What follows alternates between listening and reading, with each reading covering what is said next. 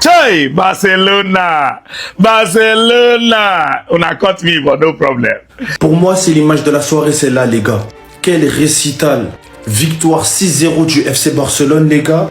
Et comment vous dire qu'aujourd'hui, c'était le match de Fermín López. Il expliquait à tout fan du Barça qui a douté à un seul moment de son engagement, Bienvenue sur Alexander Inches. Sur cette chaîne, on parle d'actualité, on parle des faits divers, des choses qui se trouvent sur internet et on donne notre point de vue. Donc, si vous êtes nouveau sur la chaîne, je vous prie d'abord de vous abonner et de cliquer sur la cloche de notification pour ne plus manquer de nos prochaines vidéos si ce genre de contenu vous intéresse. Avant de commencer toute chose, je vous prie de regarder la vidéo jusqu'à la fin parce que le message qui est contenu à l'intérieur de cette vidéo est vraiment très crucial. Donc, regardez jusqu'à la fin.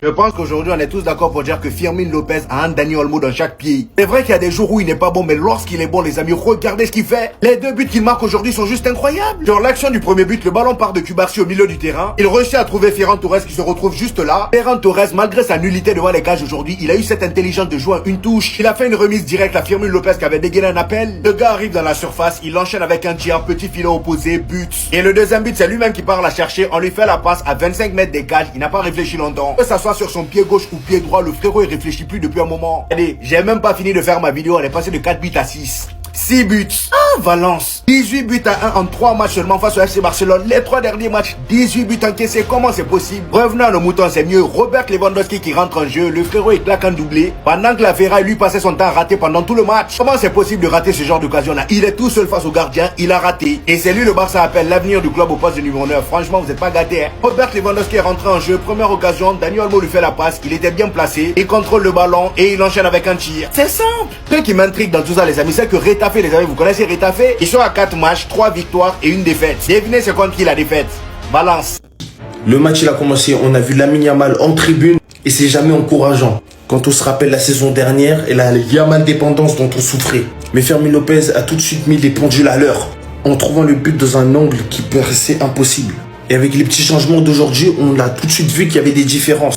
Cubarsí était beaucoup plus à l'aise aux côtés d'un défenseur qui est aussi habile techniquement que lui, que quand c'est un connard dont je ne vais même pas citer le nom. La passe qui permet la déviation de Ferran Torres pour le premier but de Fermín, j'en parlerai à mes gosses.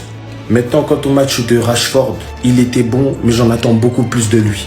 Rafinha qui avait été laissé sur le banc pour un retard à l'échauffement se devait de remettre les pendules à l'heure. Et on l'a compris tout de suite après le centre de Rashford. Pour lui, des buts qu'il adore mettre tout simplement.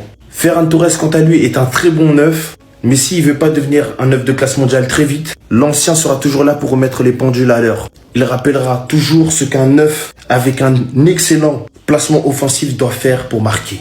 Sans oublier que c'est Bernal qui fait la passe D à Lewandowski pour le dernier but. Ça fait plaisir de voir qu'il y a de la concurrence saine à tous les postes. C'était Serginho do Brasil. Dites-moi ce que vous avez pensé de ce match. Plein d'émotions. Enfin non, plein de buts du coup. Bao!